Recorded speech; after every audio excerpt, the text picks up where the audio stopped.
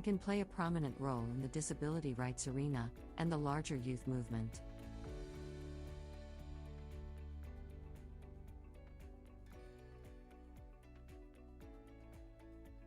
Action 1.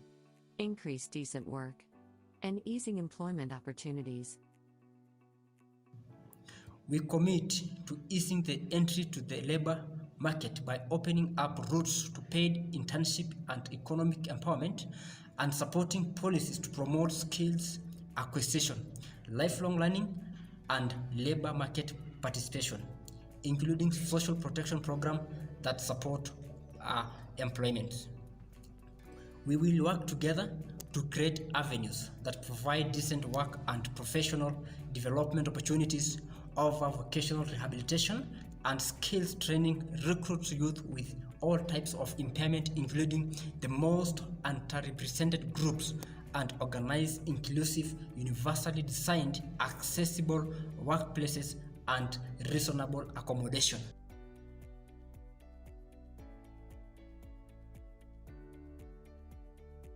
Action 2. Make technology and assistive devices accessible, gender and age sensitive.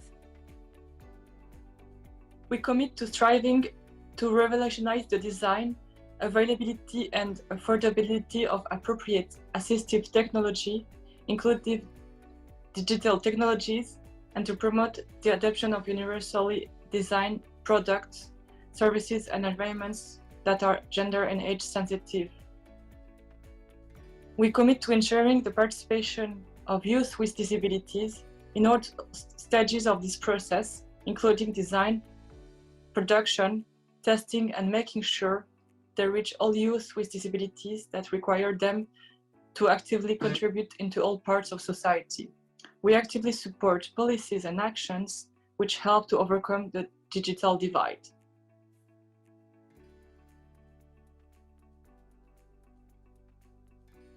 Action 3. Facilitate awareness raising on disability rights, inclusion, and human rights-based approaches to youth with disabilities.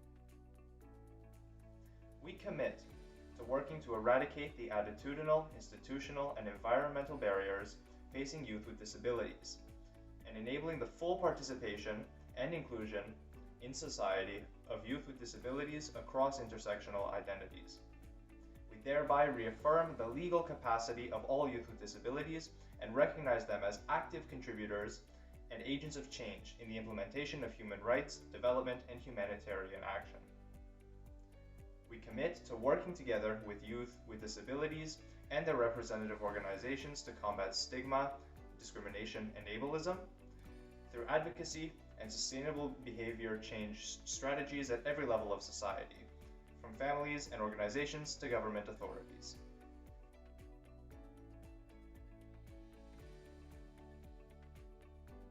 Action 4. Ensure access to information, communications, and services for all. We recognize the rights of youth with disabilities to access and enjoy gender and age-appropriate information, communication, and services on an equal basis with others. We commit to working closely with youth with disabilities and their representative organization across all stages of the policy process, from design to implementation and monitoring, to ensure that local and national policies recognize their right to access and enjoy all gender and age-appropriate information, communication, and related services.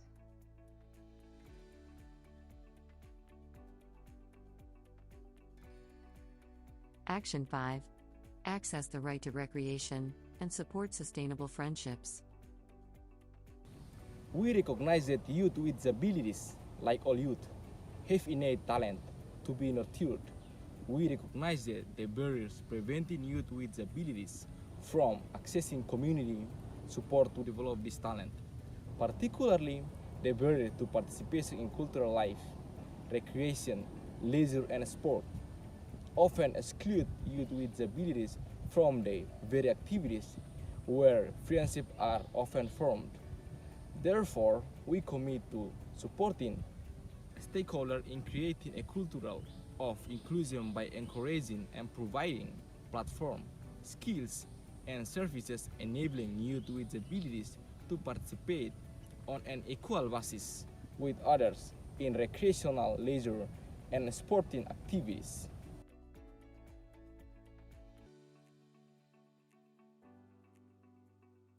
Action 6. Address the effects of climate change.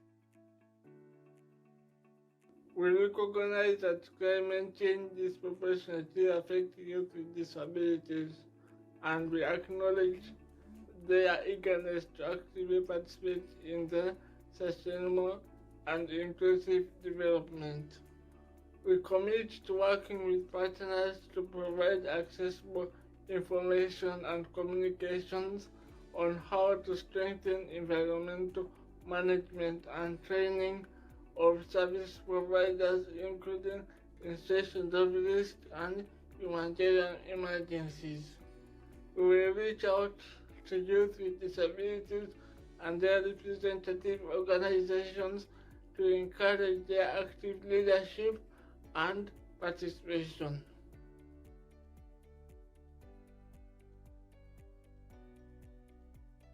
Action 7. Make humanitarian action inclusive. We acknowledge that youth with disabilities are among the most marginalized groups within any crisis-affected community, yet are often excluded from humanitarian assistance. We commit to working with organizations of persons with disabilities, OPDs, and other partners to improve understanding of the challenges youth with disabilities face during humanitarian crises. We commit to advocating for inclusive humanitarian programs and ensuring that humanitarian labor markets at the headquarters, regional offices, and at country level are inclusive to youth with disabilities.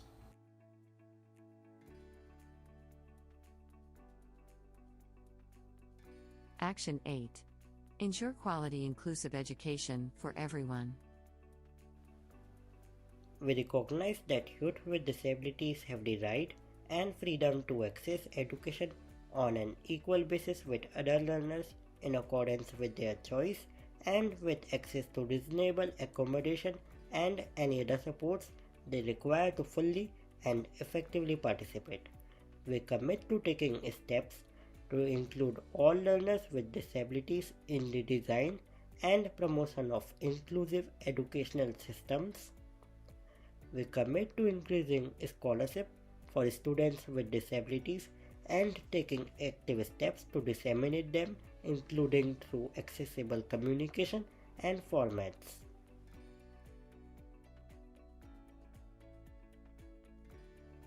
Action 9. Include all youth with disabilities, of all genders, through an intersectional approach.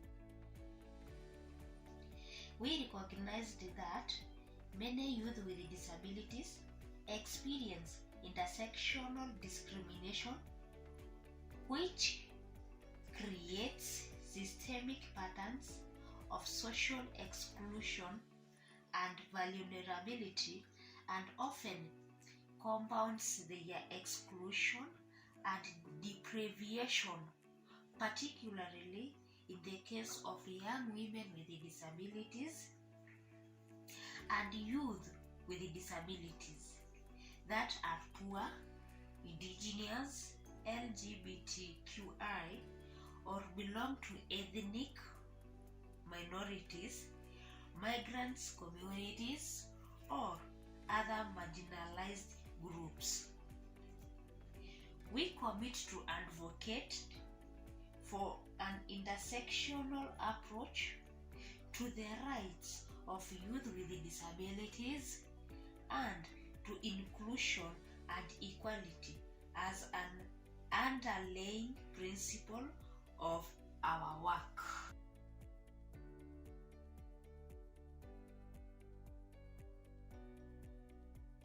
Action 10.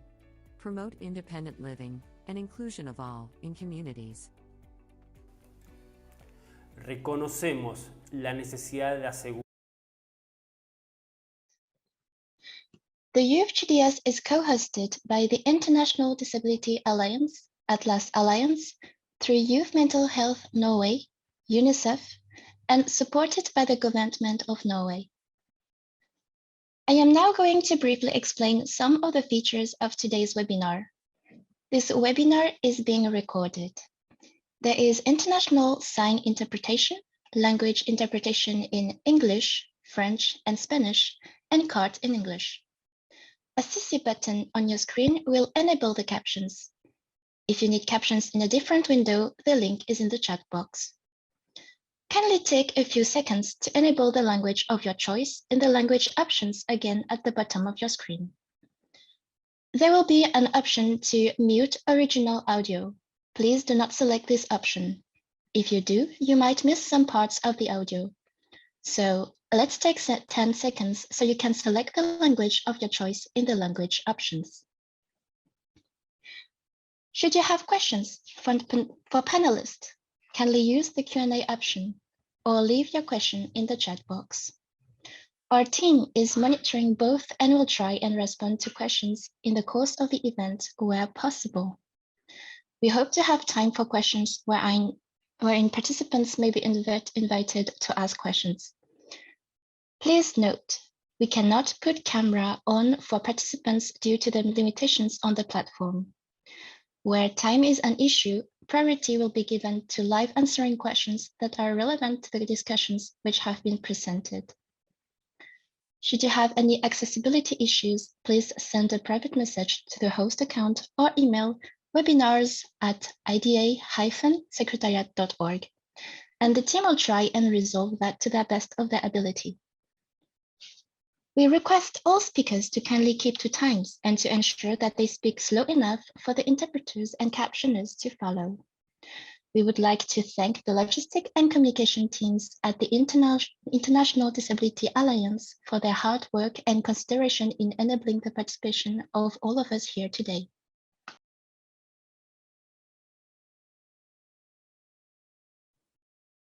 Thank you, Emma. Good morning, good afternoon, everyone. Welcome to the first African Regional Summit. My name is Sarah Musau, representing United Nations Children's Fund, UNICEF, on youth engagement.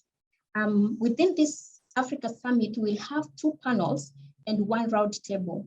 The 2 panels will be on access to information and communication and infrastructure, political participation, and the roundtable, which is Global Climate Change Roundtable. That said, I am honored to introduce our first speaker for the opening remarks. Our speaker is currently the Chief Executive Officer, National Youth Council, domiciled at the Ministry of Public Service, Youth and Gender. National Youth Council is an advisory, research and policy institution on youth affairs in Kenya. This is a corporate body primarily designed to be the official voice and negotiator of the youth in Kenya. Since joining the NYC as the CEO, Roy has overseen the transformation of the state corporation into a vibrant organization that builds and enhances the capacity of Kenyan youth through strategic consultations, engagements, and partnerships.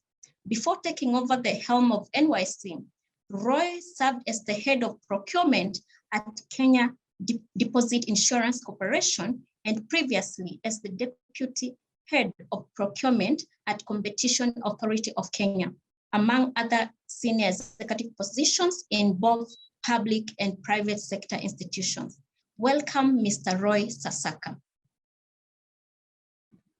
Thank you so much, Sarah. I'm proud to be part of this discussion. Yes, thank you so much, Sarah Musau, for introducing me. And as I thank Sarah, I also want to take this time to sincerely appreciate the organizers of the first ever Global Disability Youth Summit of 2022. I'm appreciating you because I know this is an initiative that has started today, but it will live beyond us. So I just want to thank you for the great initiative. As Sarah has mentioned, my name is Roy Sasaka Telewa. and I'm currently the CEO of National Youth Council of Kenya. And why Roy is keen in this summit is, first of all, related also to our mandate as National Youth Council of Kenya. Our mandate purely is on advocacy, advocating that young people access opportunities, advocating that young people are meaningfully engaged in all spheres of life, be it political, be it economic, be it social. We achieve this in realization of the different demographics of young people. And this, I believe that young people, by definitions, we have young people in enterprise, we have young people in education, we have young people in politics, and so many other factors. And for us, young people with disability is our major advocacy initiative. And that's why for us, we work closely with the National Council of People Living, National Council of People with Disabilities in Kenya, to make sure that we advocate for inclusion. And inclusivity for us is not just a matter of compliance, but we actually now push beyond inclusion. What else is necessary in our advocacy? So that is who I am, that is what we do in Kenya. And we actually leverage a lot on strategic partnerships to make sure that we live in this mandate. So just briefly, because I'm just to give a keynote address, I'll just highlight a few things and leave much more time to the panelists that are coming after me so that we can delve deep down and make sure that the recommendations that are going to come from this first ever Global Disability Youth Summit of 2022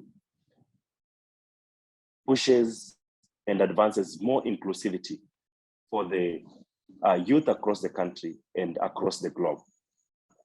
So quickly, when you look at statistics, and I'll be looking keenly, especially from some of the statistics that have been done by ILO. ILO estimated that around 82% of the population in the world actually, this study focused more on economic engagement of the young people. And it said that it's estimated that 82% of people living with disability in the third world countries live on less than $1 per day.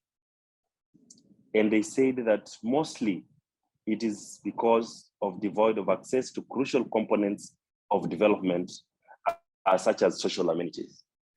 And when you look at these statistics, you ask yourself so many questions.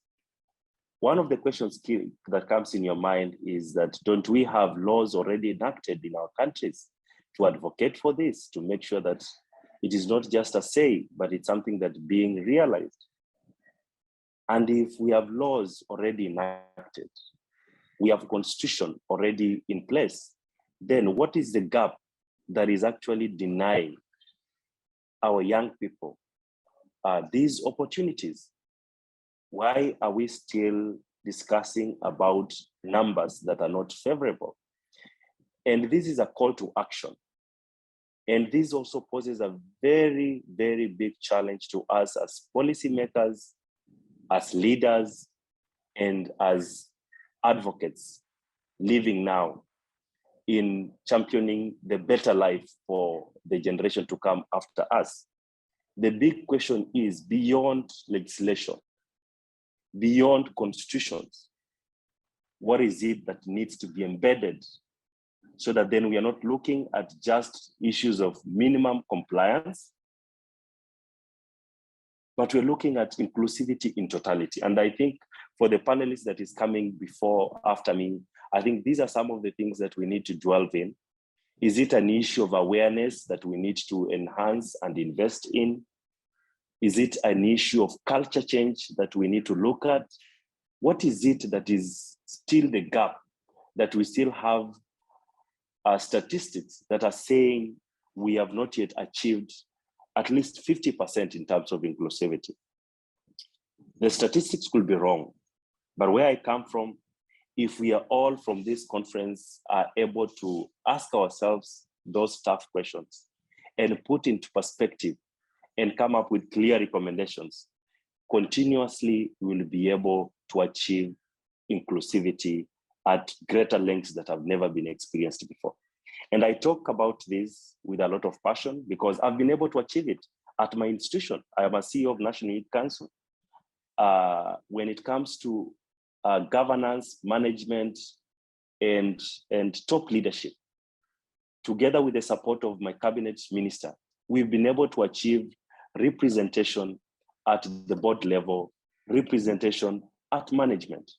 And I'm just thinking that if this is a model to emulate, then we will be achieving so much as a globe or as a continent or as a region in terms of inclusivity. So yes, I would want to say that we all agree that ICT and disability is still a virgin area of research and development. And I would want to see further, how can we proactively think of blowing up this? Because when you look at the contemporary society, we have data showing that ICT or leveraging on the digital technologies is creating more jobs than it was there contemporary.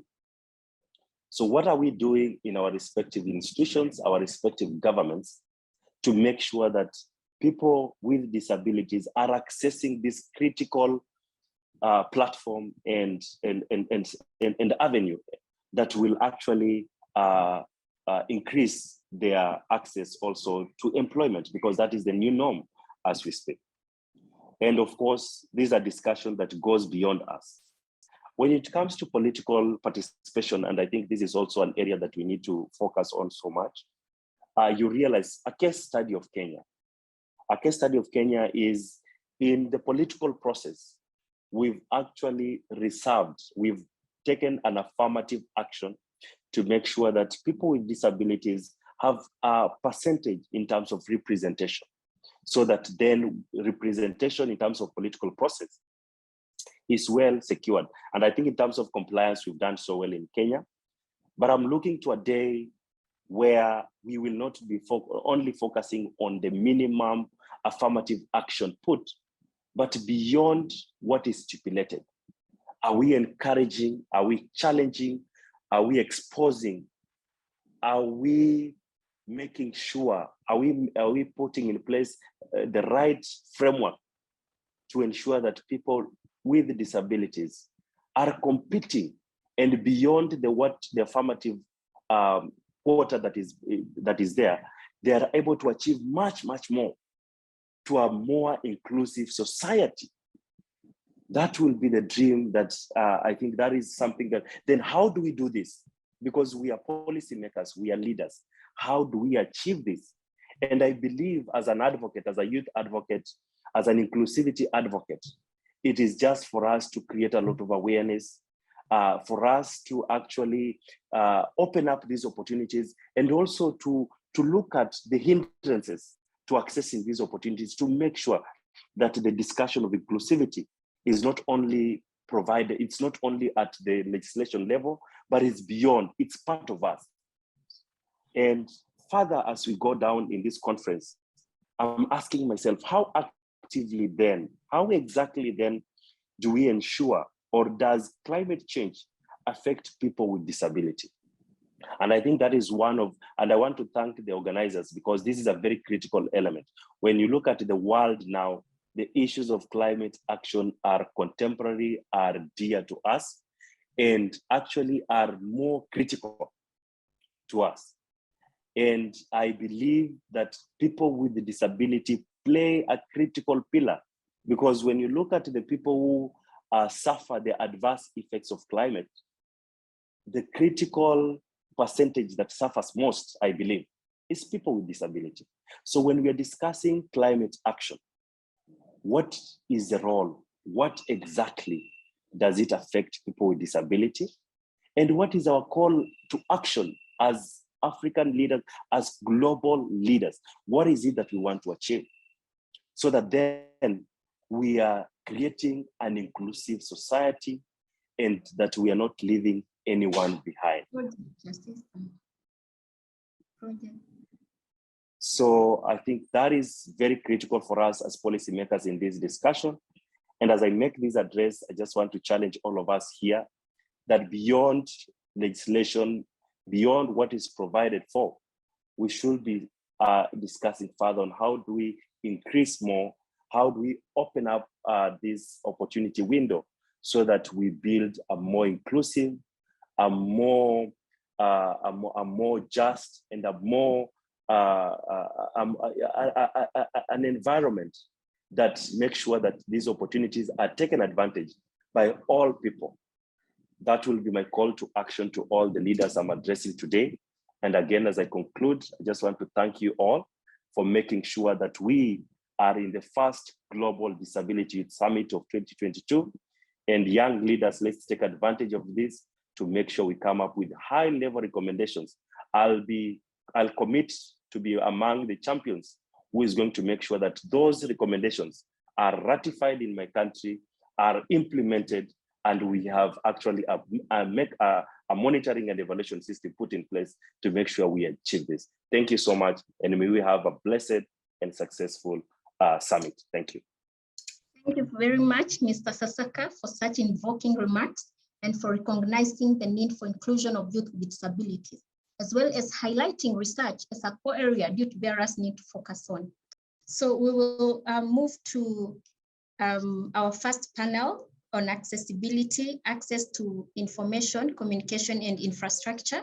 And I'm honored to introduce our moderator for this session, who is Jacqueline Jerry, a young entrepreneur and disability rights advocate, currently working at Safaricom PLC as a customer experience executive and communication lead for Spina Bifida and Hydrocephalus Association of Kenya. She's a youth ambassador of Gifted Community Center, GCC, and a board member at Gipima Primary School. She holds a diploma in theater arts and film technology from Kenyatta University and a yearly East Africa Fellow. Her aspiration is to see persons with disabilities included in the workforce and development of policies. She believes in influencing change with every interaction. Welcome, Jacqueline. Thank you.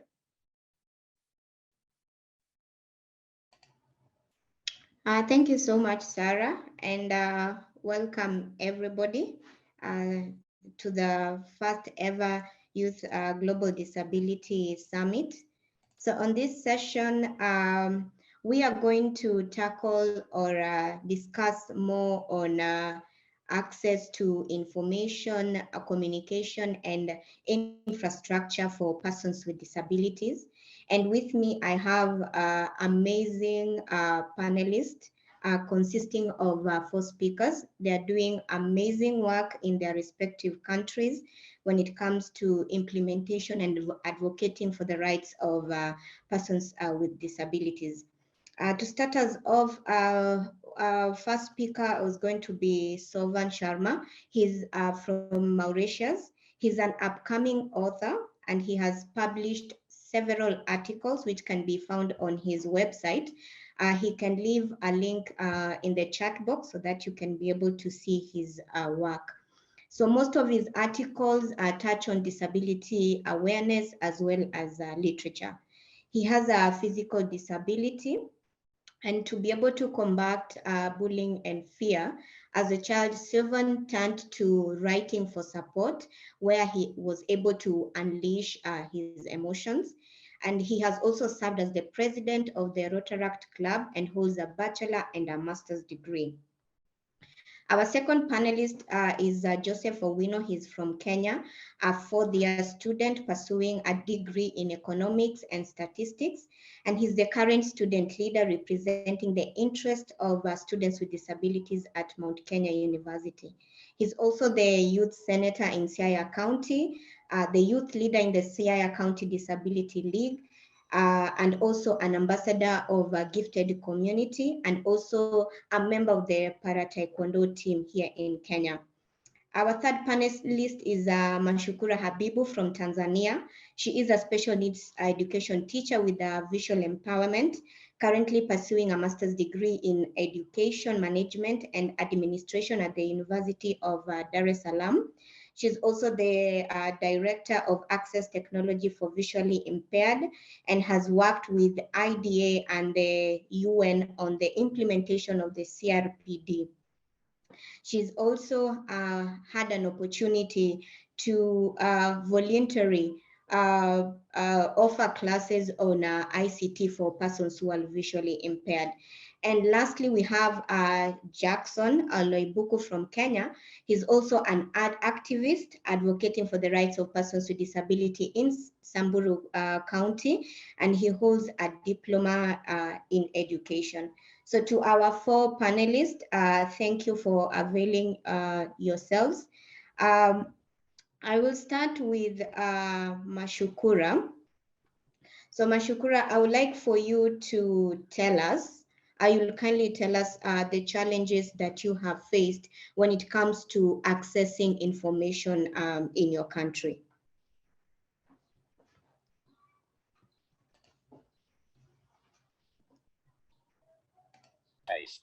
Currently unmuted. Hello. Hello, Mashukura. Yes, Mashukura Habibu here. And yes. The challenges are too many, but I will specifically talk on few of them.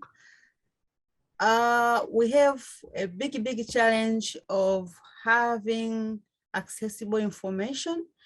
Most of public documents are not accessible. They have prepared in a format which me as a person and my colleagues with visual impairment, we cannot access. For example, we are using Braille or we are using digital medias to access information, but most of public documents are written in ink print. So it is very difficult for us to read them, maybe by using a reader, but on our own is very difficult. And when you try to use even OCR, optical character recognitions, to access them, most of them are not written correctly. Our programs find it difficult to identify them. But the second one is most in our TV shows, most of their broadcasting advertisements were not accessible. They are preparing advertisements with actions only. There's no captions. So me as a person with vision impairment, without assistance from a sighted person, it is very difficult to understand what is going on the TV. I can hear only a music going on, but at the background, maybe there is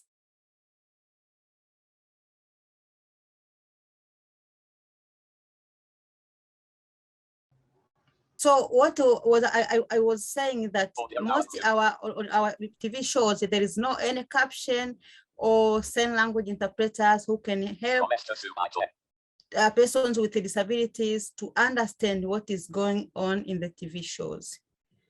And our elevators, our traffic lights does not provide any information which can help us to understand what is going on, what is going there. You cannot understand if the traffic light now is allowing me to go or what. Or you cannot understand the lift where there's on the button, there's no any marker to understand, to tell you that you can go somewhere by clicking here.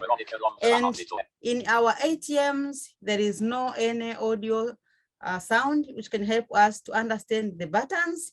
So access to information is very difficult in our area. All right, thank you, Mashukura, for shedding those insights. I would like us now to go to the second question, and this is this one goes to Suvan. So Suvan, I would like for you to tell us what are some of the practical steps that you think your government should take to ensure that youth with disabilities are able to access information through the language that they understand. Good evening, team.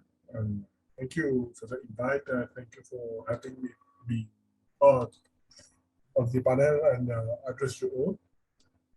When we talk about access to information communication, there's a lot we can speak about. There's a lot we can ponder upon, but we need to start from the basics.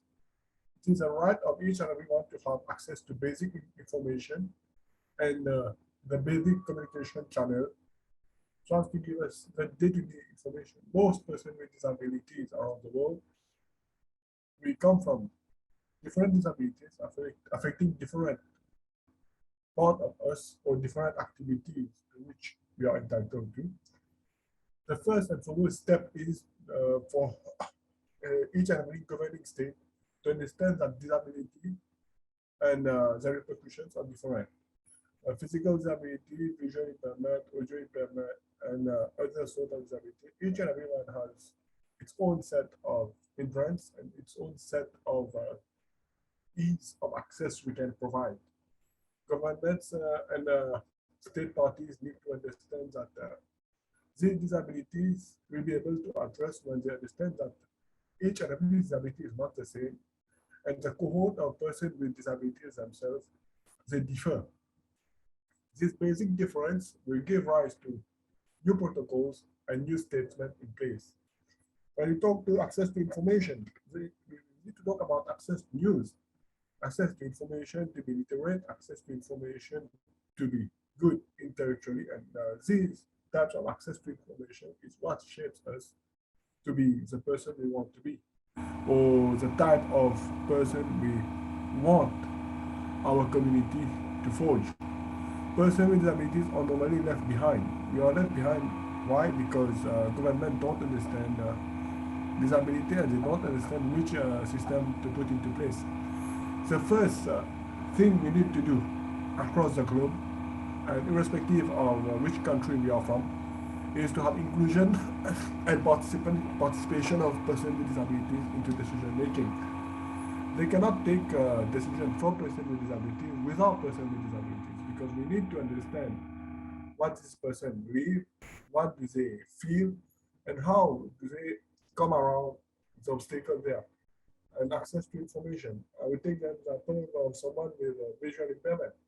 During COVID-19, most countries did broadcast information, but there was basically not a single country that broadcasted information accessible to person with a visual impairment or person with limited intellectual capabilities.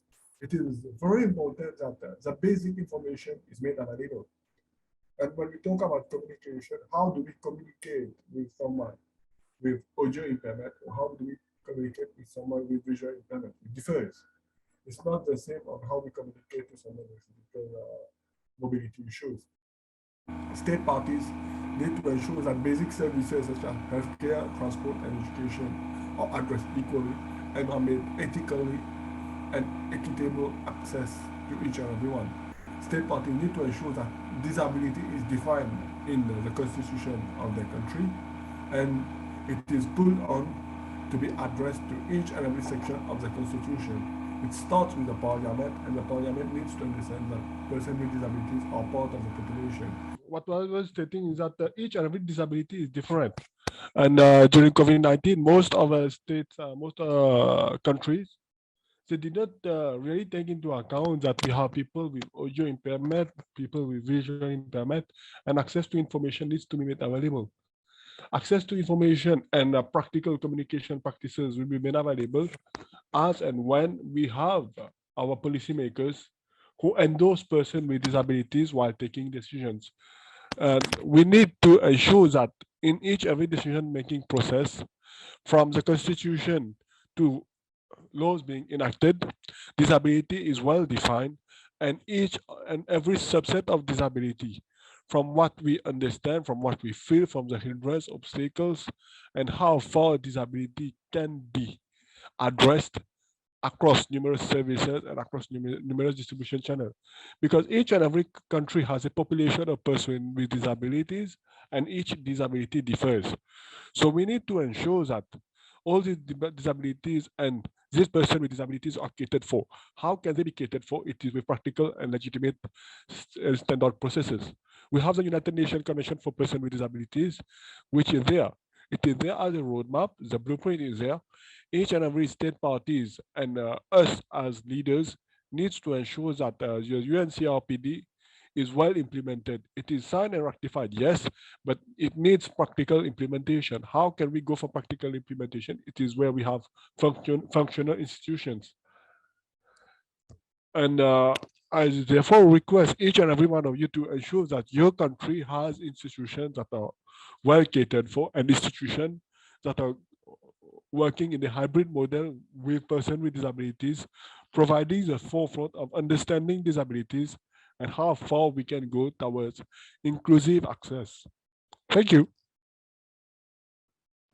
Thank you so much, Sylvan. I get your point that indeed it's important for persons with disability to actually gain access to information, because this plays a critical role when it comes to the decisions that they make for themselves. Moving along, the next question will be addressed to Joseph Owino. Joseph, kindly, maybe you can tell us, do you think that poor education and lack of employment are negative results of having no access to infrastructure? Hello. Hi, Joseph.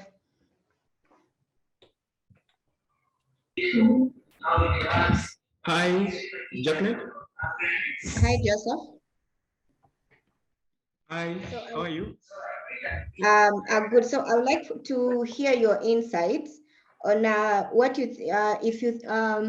think if poor education and lack of employment are a negative results of having no access to infrastructure. Poor education and that issue of lack of employment that is being caused by lack of infrastructure. Lack of infrastructure cause is one of the causes of this, but not the total cause of this, because we have other issues like financing that affects the provision of services, especially in education. When we have the access to financing, this is to ensure that we have resources that are required to support the education, so that the persons are well informed about anything that is happening in the society. Apart from that, there's also policies that are set by different stakeholders, be it the government, especially in the education platform. That is the government through the Ministry of Education, other players, that determine. We have the Ministry of Treasury, also that fund education, especially in our education institutions, that is, be it primary, secondary level, or even the tertiary institutions. So it also affected by the policies.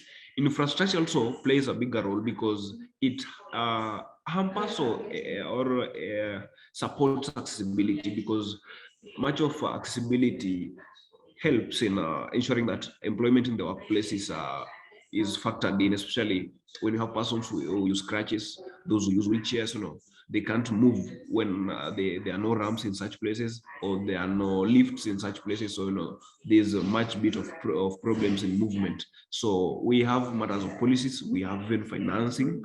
We have also inherent characteristics in the person himself. Poor education, sometimes the societies that we are coming from, we are hit, like the poverty levels are so high that, it hampers our access to education, and that makes people, not seek education because they are poor. They can't afford the education to their best, their required levels, or to the standard level that we deem fit.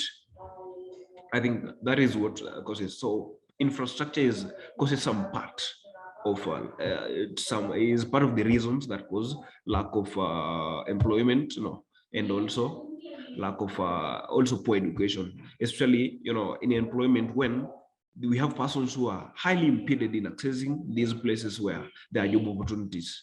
Yeah.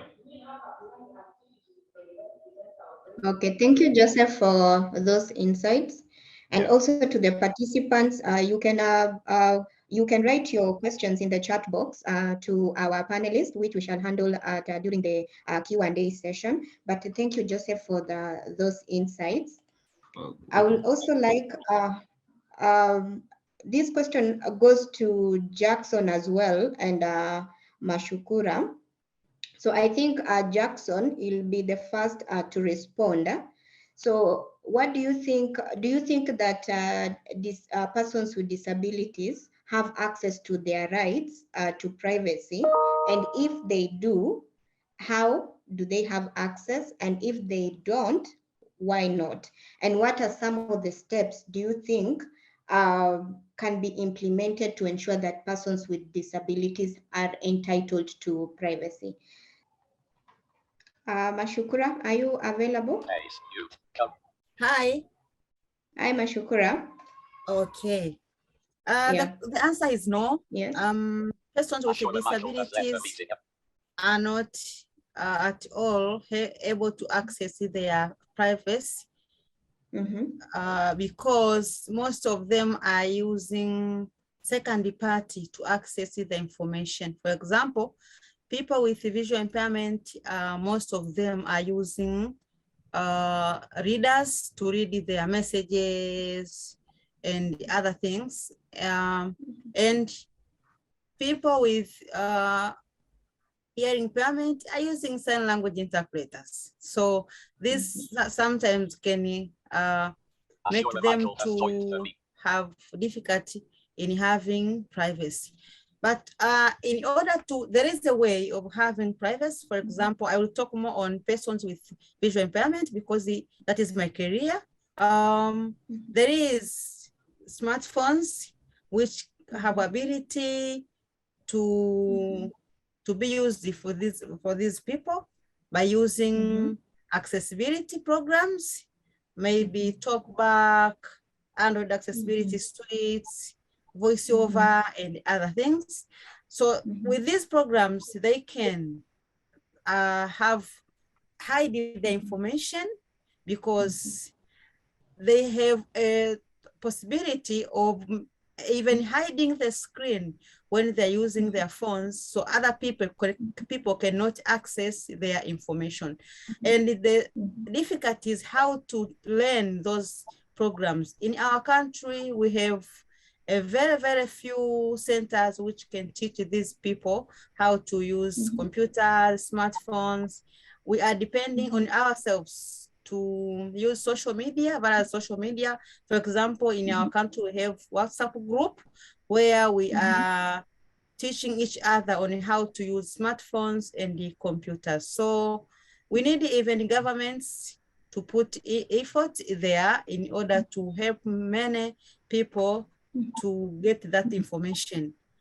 And even companies who are creating those smartphones, it will be better if they will sell those smartphones in an affordable price, but not many, all of us, we have ability of affording the price of those digital devices. Thank you. All right. Thank you, Mashukura. Yeah, I hear you. So Mashukura states that persons with disability do not have rights to privacy because they have to, in order to access information, a third party has to be involved. And to solve this, especially for persons who are visually impaired, maybe companies can find ways to create or come up with affordable devices embedded with TalkBack. So we are moving on. Okay.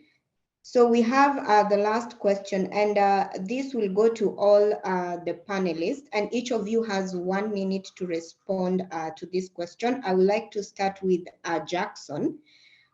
So what are some of the policies that are available in your country that promote accessibility? And what do you think that, and how can young persons with disabilities be involved in the implementation of such policies? We'll start with you, Jackson Owino.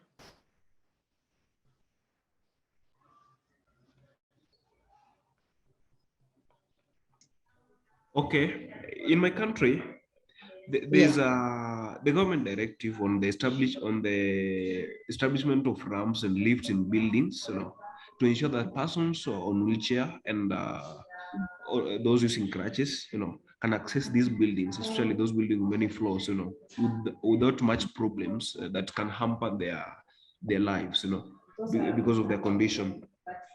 Another thing also in transmission of information, especially when in this era of social media and other medias that we use in communication, so that people can access this information. There's that directive, especially through the media, when there's broadcasting of news and all other programs. We must have the insert that is of a sign language interpreter insert, so that at least goes one-on-one with the person who's giving the information, to ensure that there's that uptake of information by everyone. That include persons with hearing impairment also get this information very well in the best format accessible to them. Then also when disseminating information, and as youth, as youth with disability, we advocate for this, especially when now we're in the electoral period, as we are getting towards the elections, calling upon all stakeholders involved that when there's voter education and civic education that is being done to persons, being done to everybody, then they must take care of the needs of persons with a disability. This by ensuring that all the information that they are providing, when they have printed, they have printed information, they ensure that it is also provided in braille to cater for those who have visual impairment, who cannot get those information directly in print. And also for those who have low visual impairment, although can read print, especially those persons with albinism. We know those persons with albinism have low vision. And so we must also advocate that the prints must be done in large print, so that they don't strain much in accessing this information, because we all know that information is power, and without information we can't live in an era that we are living in. And so we must ensure that this information reaches everyone in the best format accessible to them. Apart from that, when we have videos, videos that carry information, we must ensure that these videos have sign language signages or captions, to ensure that persons who have hearing impairment get this information very well, so that the accessibility of information is enhanced. And the last one is, when we are having documentaries, or written materials for easy access to persons with visual impairment, because most of when you have high volume of materials to read, then the person with visual impairment may be fatigued in seeking for this information. You know how they try to access this information. So we ask for audio visuals to be produced of the same information, whether it's printed or produced in which other format, so that when they get these audio visuals, they can get the information very well and directly, so that at least there's no omission of this information. And that's how we try to work. Okay, thank you so much, Joseph. Jackson, I would also like to hear your insights in regards to whether policies are available in your country that promote accessibilities, and how can persons with disability be involved? I do think the policies of accessibility in my country, Kenya, is a 50-50 phenomenon, and because we have got the National Construction Authority policies, that is aimed to ensure there is ramps in buildings and maybe roads construction, there is accessibility in terms of infrastructure. Also, there are some constitutional policies that I think give us some of the privileges when it comes to job placement. So I think the issue of accessibility to information, to infrastructure is partially catered for. Okay. That is my thank you. yeah. Okay. Okay. So in the interest of time, I would like us to respond to some of the questions in the Q&A in the under Q&A. So this, any of you will be in a position to answer. So one of the question is why is it that the constitutions that are in many countries are accessible in just one format and not accessible to PWDs? I did not get your name, but I can see the participant is from Zanzibar. I think Mashukura, you can be able to respond to this question. I think the issue is time. You know, previously, people with disabilities are not well recognized, especially their rights. People, they don't know if people with disabilities can be educated, can know how to read and write. So, and by our constitutions here, was made many years ago. So they can be accessible if in various means. First, they can be uploaded in the website with accessibility mode, and they can be recorded in the audio format. People they can be able to read, or they can be translated into Braille, so people can read them. Yeah. Okay. Thank you for those insights. So Suvan, I would also like to hear your insight. This is a question from Doris Mkiva, and she's asking on what are some of the steps that you as a person with disabilities you have taken in regards to advising for policy development suits for persons with disabilities, or some of the action steps you have taken as a person with disabilities to inform a policy in your country. In Mauritius, we have two institutions, Special Education Needs Authority and Training and Employment for Disabled Persons Board. It is, these are two institutions that are aimed at promoting access to education, and Training and Employment for Disabled Persons Board is for employment. But the main challenge remains, the main challenge here in Mauritius, it's about understanding disability. And to address this issue, most of the time, I look forward to multiple media channels, writing articles on my blog, doing short videos, and also promoting on a day-to-day basis using social media and local media to reach out the mass. The mass needs to understand disability itself. The moment your population, the general population understand disability, and policymakers understand that disability and person with disabilities are part of their own population, there will be policy measures. There will be policy measures which will aim at improving the lives of persons with disability. Let me take the example of the elderly. Most countries have an elderly population, and there are laws that protect and govern multiple issues towards old age people and elders. I'm not asking for the same. I use it as an example, but we need a new set of laws, a new set of regulations for our constitution and institution to function, especially for persons with disabilities.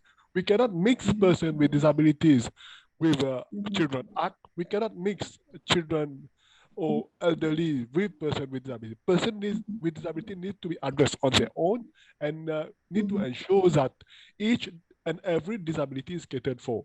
My mission here and across Africa will be to ensure that information about disability is well disseminated.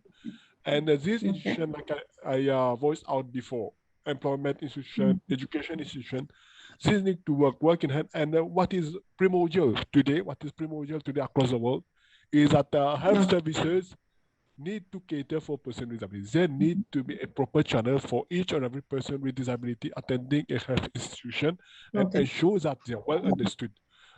Because a person with visual or audio impairment will not be able to explain his issue, his health issue, or her health issue the same way a normal person does. It is, and my mission will be to go for further research and do my best to implement these measures. Thank you. You're welcome, Suvan. So echoing just what our panelists have said throughout the session is that persons with disabilities do not want to be left behind. And most of the time we are, because we're not able to access information, we're not able to access communication, and also infrastructure because of the barriers that exist. But I believe that we can be able to do something to break those barriers. So we have come to the end of the first session. I'll hand over the summit back to Sarah. Thank you so much, Jacqueline, for such great moderation, and to our speakers, we appreciate your contributions and your personal experiences. We have 2 minutes for a break, so we will be back. I don't know either team if we can do 5, but how our time is, we have only 2 minutes for a short break before we come back for the political participation session. So don't go away. We'll be back shortly. Thank you so much, everyone.